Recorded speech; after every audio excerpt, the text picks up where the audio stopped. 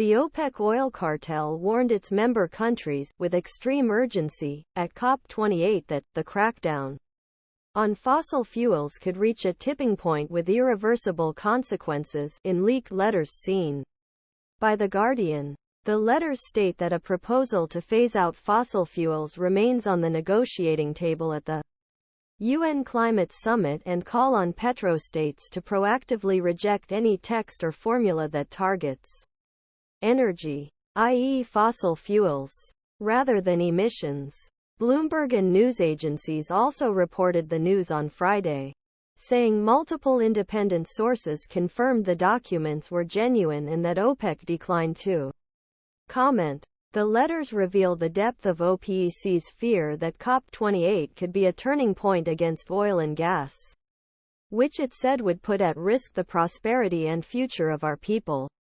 The same letters, dated December 6, signed by Kuwaiti oil executive and OPEC Secretary General Haitham al-Ghais, were sent to 13 OPEC members, including Saudi Arabia, Iran, Iraq, Nigeria. These countries hold 80 of global oil reserves and have produced approximately 40 of the world's oil. In the last decade, these letters show that fossil fuel interests are starting to realize writing is on the wall. Regarding dirty energy, said Mohamed Adow of NGO and think tank PowerShift Africa, climate change is killing poor people around the world, and these petrostates do not want Cop28 to phase out fossil fuels because it would hurt their short-term profits. The truth is that if the world is to save itself, it cannot be stopped by a small group of countries that control the world's oil supply. A world powered by renewable energy not only saves us from climate change, it is also a world where energy is distributed and democratized. Fossil fuels keep power in the hands of the few who own them.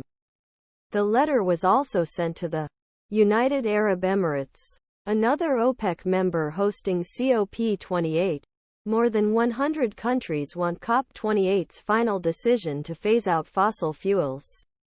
Such a move would be a strong signal that the age of coal, oil and gas is coming to an end, and would help deliver the urgently needed cuts that scientists have made clear are necessary.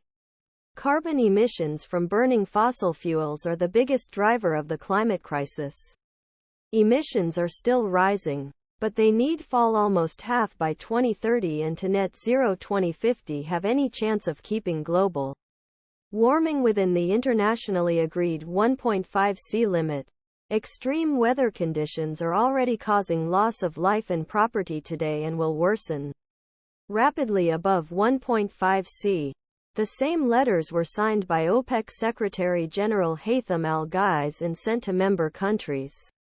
Ahmad GarabliAFP. The letter was also sent to 10 OPEC allies, known as OPEC countries, including Russia and Mexico. While OPEC and OPEC countries take climate change seriously and have a proven track record of climate action, it is unacceptable that politically motivated campaigns put the well-being and future of our people at risk. The Santa